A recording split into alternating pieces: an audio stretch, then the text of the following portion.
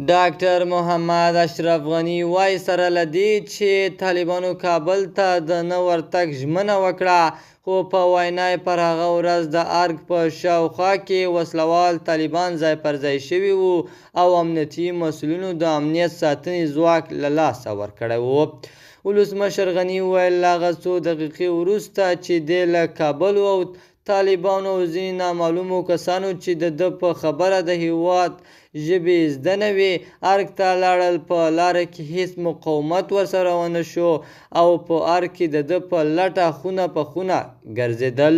په سلامونو مو هرکلی کوم د AFG نیوز چینل درنو لیدونکو، سلام، ستړي مه شئ، وخت مو بخیر. پام مو راګرځوم د دې ساعت تازه او مهم خبر ته، او په سر کې یادونه کوم ملګرو که مو چینل نه وي سبسکرایب کړی د تازه او مهمو خبرونو لپاره در سره AFG نیوز چینل په درنښت سره سبسکرایب کړئ.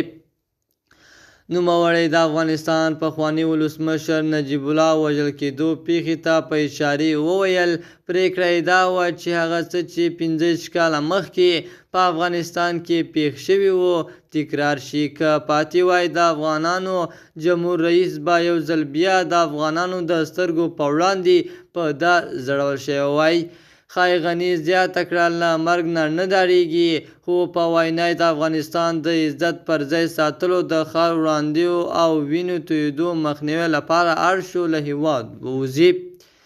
محمد اشرف غني د چا نوم له یادولو پرته وویل د افغانستان د تاریخي دښمن لخوا په حقارت د یو افغان زعیم د وژلو توطیې مخنیوي یو بل لامل و چې دی یې د هېواد پرېښودلو ته اړ کړ. د AFG نیوز چینل درنو لیدونکو، دا و زموږ د دې ساعت چمتو شوی خبر. تر بیا ښې چارې، د الله په امان.